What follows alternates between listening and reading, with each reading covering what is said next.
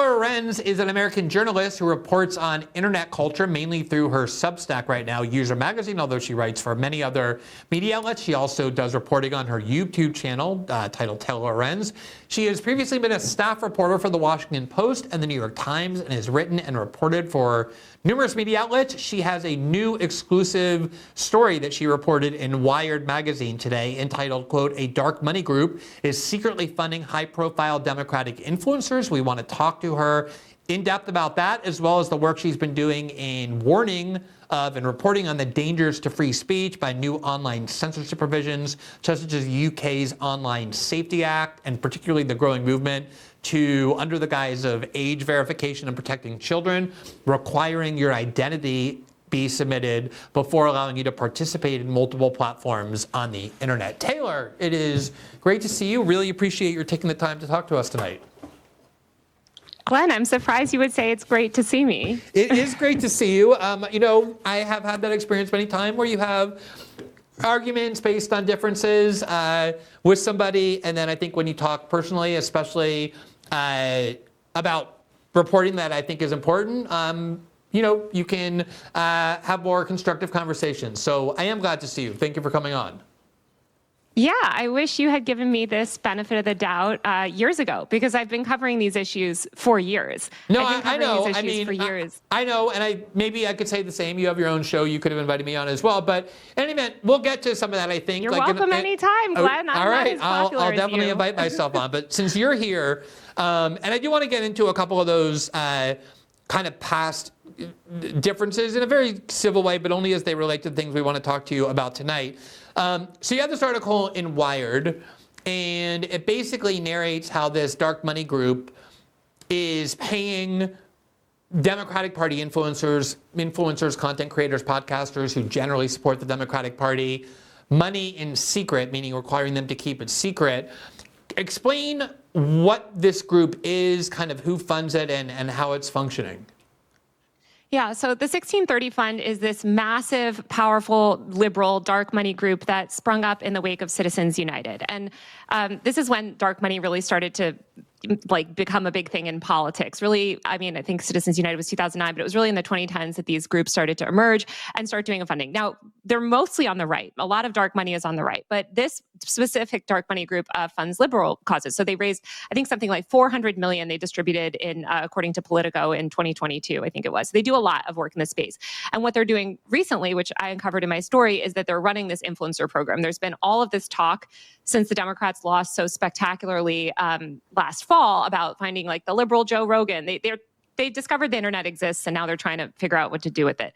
And this is the strategy that they've come up with, is essentially funneling this dark money to influencers through Chorus, which is this content creator, liberal content creator kind of network.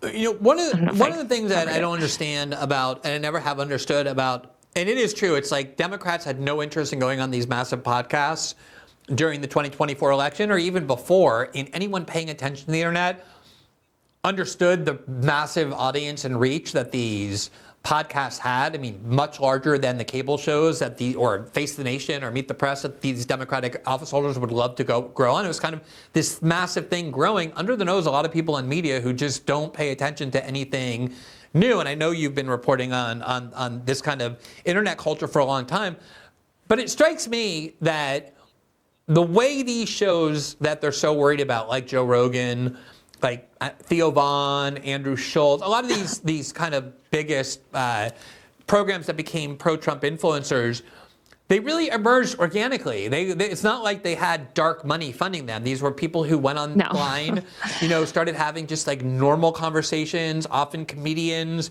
And in the course of that, they started attracting, you kind of call them normies who weren't that interested in politics. And then they became political to the extent it related to their specific concerns, things like censorship or woke suppression, things that they perceived were harming them. I don't understand how Democrats think that they're going to compete with that by taking either people who are already having an audience full of liberal and Democrats and just shuffling money to them, or trying to create it in some artificial way where they're kind of forced to just do political content. What do they think is their goal here?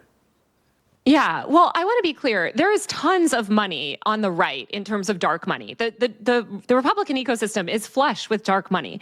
But the difference is that it's more bottom up in terms of their media strategy than top down. So you're right, especially the comedians that you mentioned. I've never heard of those people taking dark money at all. But there are a lot of conservative influencers, Benny Johnson, Tim Pool, others, that have taken dark money or have taken money where they don't exactly know 100% where it's coming from, who the funder is. And that's not great. But usually the way it works, and what I've seen from my reporting, is that these Republican groups will sort of notice someone online. They might not even have interaction with that person online, and they'll just sort of start pumping. They'll start boosting them in the feed. They'll start doing paid media for them, like just sort of organically like testing things and boosting things and trying a lot. The Democrats are obsessed with control. We know that they love this like top-down sort of structure of media because they're such institutionalists. And so with the influencer industry, not only did they sort of malign the influencer industry for years, but now they're sort of seeking to gatekeep it in various ways and sort of like, have this more top-down control over it, not some sort of organic thing. And I think it's very notable, too, that the content creators that they want to fund don't have any organic traction. Most of them are just these sort of centrist neoliberal, people that frankly will never call, a genocide a genocide. They'll never speak out against Israel. They'll never speak out against, all of the censorship stuff. They're not rocking the boat, basically. They're happy to toe the Democratic Party line. And I think that's a problem because those are not the people that have cultural currency online. If the Democrats want to win, they need to start working with people that frankly don't agree. Like they just need to change their policies and so many things. But yeah, it's a very different strategy. It's more of a top-down strategy where the Republican, even though there's also a lot of dark money in the Republican world, it's more bottom-up. Totally. I mean, like, and yet you can, kind of plant your flag either in like any faction or party. You can say, I'm a Democrat. I'm here to like, promote Democrats, defend Democrats, cheer for Democrats, and criticize Republicans. You can say, I'm in MAGA. I'm here to mock liberals and the Democratic Party and even like parts of the anti-Trump Republican establishment. And you can build a big audience that way, big in terms of the number of people watching, the amount of money you're making. But I really question how much influence you actually have because the people who are going to gravitate toward those shows are people who already love the Democratic Party Yes. and want to hear validation, right? And the problem with the Democrats is not the people who love the Democratic Party. As you say, it's even younger people on the left who I think either stayed home or in some cases even voted for Trump because of their anger over the Biden-Harris support for the genocide in Gaza by arming and funding Israel. So what is the nature of these contracts in terms of the constraints that it imposes on the influencers who they're paying? Yeah, there are some significant constraints. And certainly there are restrictions in these contracts that I myself as a journalist would never feel comfortable agreeing to. There are parts of the contract that talk about that you cannot speak. You cannot ever disclose the name of the funder who's funding you. You can't disclose that you're part of this program. You have to funnel your bookings. Like when you get a political booking, say I get to interview Zoran, one creator said, you have to then potentially funnel that through Chorus. So Chorus and the 1630 fund, like they're trying to act as these sort of like middlemen and kind of control access to certain politicians, control who gets a voice online. And yeah, that's a problem. I think that there's concerns about editorial independence. Also, there are restrictions on the type of content that can be created with using Chorus funds. So if you use Chorus funds, which some of these creators are getting $8,000 a month, it's pretty much probably most of their budget for that month. They can only they can't talk about specific candidates or causes without approval from Chorus.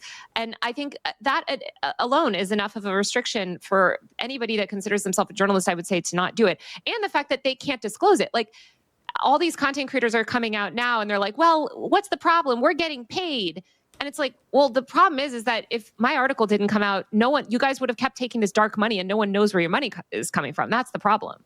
There's no disclosure. To me, as journalists, that is by far like the most obviously ethically offensive provision. I don't think journalists are required to publish all their tax returns and say like every Sure. source of money. But if someone is paying you specifically to influence what you're reporting or what you're analyzing and what you're saying, and you don't disclose that to your audience, you keep that a secret, that's a huge betrayal between yourself and the people who think that you're telling them the unvarnished truth. And Glenn, these people had to attend daily messaging check-ins. According to, I can't remember if that was in the Zoom call or the contract. It was a Zoom call. They talked about the daily messaging check-ins. I don't think that journalists should have to go to messaging check-ins, actually. I don't think that we should promote specific messaging. There's a lot of things in here that to me, maybe are fine with a pro-Democrat influencer, but if you are presenting yourself as a journalist or presenting yourself as like fact-based sort of like news coverer person, which a lot of these creators are, I just think it's not ethical. And yeah, I mean, I agree. Like, of course, look, no one's asking every journalist to post every single tax receipt or, every single thing, but this is a significant amount of funding. And this is an ongoing, program that is frankly operating in a very like high interest space. So I think that they should have disclosed it just the way that I disclose things. I'm in a, reporting fellowship right now. I disclose that. Like, it's not that hard. Yeah, I mean, there's a big controversy in Brazil over Rumble. Rumble is banned in Brazil, and I write about the free speech implications of that. And at the end of every article, there's a note that says, I have a program on Rumble and have a relationship with Rumble. I would never dream of not disclosing that while talking about the very entity that is part of my income stream. But the specific sentence you wrote in the article about the content restriction, which is incredibly creepy, quote, the creators who are part of this program who join the incubator are expected to attend regular advocacy trainings and daily messaging check-ins. Now, on the list of the people you've identified are some, I think, pretty recognizable names. David Pakman is a pretty widely watched YouTube host. There's Olivia Giuliana, that young abortion activist who got a lot of notoriety for speaking out about abortion. I think has attended, has been to the White House several times when Biden was president. And then I think Brian Taylor Greene, is that his name? Brian Tyler Cohen. Tyler Cohen is one of the, I guess, co-founders of this. I presume he's making money from it as well. And I saw the response of some of these people today, and nobody justified the fact that they were actually getting money and then duty-bound not to disclose it. They basically, in responding to you quite angrily, acting as though they've been defamed, simply fabricated accusations that you didn't make and then proceeded to denounce those or reject those as untrue. So I think we have a clip from David Pakman responding to you that I just want to show, a short clip, and then ask you to respond. And this kind of support for creators is exactly what I've been advocating for. Now, the article is riddled with inaccuracies, and they're not minor inaccuracies. First and foremost, this group has nothing to do with the DNC. People writing saying the Democratic Party is telling people what to say. At its base, the group has nothing to do with the DNC, period. Number two, I do not get clearance for anything I say. I do not run interview questions by anyone at Chorus. Now, Taylor, I read your article this morning when it came out, and then I read it again in preparing to speak to you about it. And a lot of people on my staff did as well. And we're all like, where in the article did you say this was the DNC funding it? Where in the article do you say that they have to submit what they want to say every day first and get approval? Like, he's denying things that you didn't say and ignoring the things that you actually did. But what, I mean, this thing, like, this is not a DNC arm. Like, right, technically it's not an arm of the DNC, but these are people who are active in Democratic Party and liberal politics. That's who they're funding. And also, Chorus. Go ahead. Oh, sorry to interrupt. Go ahead. It drives me insane, Glenn, because Chorus was funded. Go read the great New York Times. I think Ken Bensinger wrote it. Piece on Chorus after they launched after their election. That Brian Tyler Cohen is talking specifically about solving the Democrats' messaging problem. Their pitch decks have all this stuff about how the Democrats' messaging problem is broken and they're here to fix it and all this stuff. So yes, they are not the DNC, but they serve the Democratic establishment, and that is what they exist to do. And to sort of act like they don't, or there's some like neutral party, is just absurd. Yeah, I didn't check, so I can't say definitively, but I will bet any amount of money that when those disclosures came out about Tenet Media, which was linked to Russians in some sketchy way, paying people like Tim Pool and Dave Rubin and Benny Johnson, I'll bet any amount of money that David Pakman and probably some of the other people on the list were expressing all kinds of outrage and indignation at the ethical transgressions of not having disclosed this and not knowing where their sources came from. What can you tell us, though, about who is providing the funding? Like, is this just grassroots funding, or are there big donors particularly behind it? This is not. This is the opposite of grassroots funding. Right. You cannot get more opposite. Like the 1630 Fund, again, is this powerful dark money group that allocates hundreds of millions of dollars. I think it was 2023 or 2024. Their largest donor gave $50 million. One donor. Second largest donor, I believe, was 30 million or 40 million. It sort of went down from there, down to like 13 million. Like, these are people with massive amounts of money and massive amounts of influence. You cannot give $50 million to a dark money organization and not expect something, or not expect to have your policy agenda realized. And I put all of these questions to the 1630 Fund and to Chorus. I asked them, who is this? Like, do you know, does it make you nervous? Also, what role did 1630 have in picking the specific influencers? For all we know, the person that gave $50 million to 1630 could have had some sort of input on the ideology expressed, the creators were allowed, ideology of the creators allowed in this program. So it's just shocking to me. And I just think that we need a lot more transparency. And then you see the liberals double down and say, oh no, well, this is what the Republicans do. Again, as you mentioned, they criticize the Republicans for that constantly. And as they should, rightfully so. I criticized Tim Pool. I criticized all those people that took that dark money. You should never take significant amount of money from people that you don't know where it's coming from, especially a shady group like that.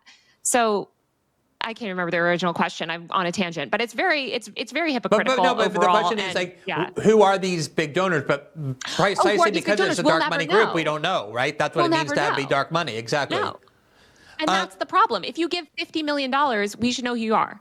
All right, let me ask you this, Taylor, because I want to ask this question in a delicate way because I don't want to be misunderstood. $8,000 a month is, to most people, it's a lot of money. I mean, it's a $96,000 a year salary for basically just being an influencer. Most people would love to have that, either as their main job or as supplemental income. But I understand pretty well the economics of online content creating because it's something I do and have done for a few years now. And just let's stick with David Pakman for a second. I'd be willing to also bet an enormous amount of money that he's making well over 7 figures, like for sure $1 million a year between his income from YouTube, between his sponsors on his show, and between his patrons paying money into that Patreon account every month. I would say it's well over $1 million, probably over 2. I don't want to speculate any further, but it's a lot of money. Why would somebody be willing to jeopardize their integrity for, in the context of what he's making, I don't mean for most people, but in the context of what he's making, kind of a relatively small amount of money? Absolutely. I know this is something that I was curious about too, and I asked these questions of the creators that I tried to get in touch with, like the higher profile ones. I've sort of tried to ask even the creators that were lower profile, like the creators that I did ultimately speak to in the program. I was like, this is not the vast amount of money in the grand scheme of things. But I think it's this desire to be close to the establishment. I think it's access. Chorus, again, provides access to lawmakers and the Democratic establishment. And I don't know. I mean, I think they just want to be part of a group. And I empathize with that. Like, listen, not everything, sometimes you do want to be part of a cohort. These creators are clearly some sort of a clique where they're all defending each other, in the comment section and stuff. But I don't know. I think it's kind of shocking that they are willing to make such compromises for such a low amount of money in their sort of world. Because you're right, 96,000, I mean, look, that's a huge amount of money for journalists even, but like in their world, these are people that have these giant revenue streams. And it is revealing that they're willing to sell out for so little. Right. I'm not saying I'd be more empathetic if they were getting huge amounts of money to like do something as unethical as this, but just from like their own self-interest, I don't understand why they'd risk its disclosure for what for them is a relatively small amount of money. All right. Thanks for watching this clip from System Update, our live show that airs every Monday through Friday at 7 p.m. Eastern exclusively on Rumble. You can catch the full nightly shows live or view the backlog of episodes for free on our Rumble page. You can also find full episodes the morning after they air across all major podcasting platforms, including Spotify and Apple. All the information you need is linked below. We hope to see you there.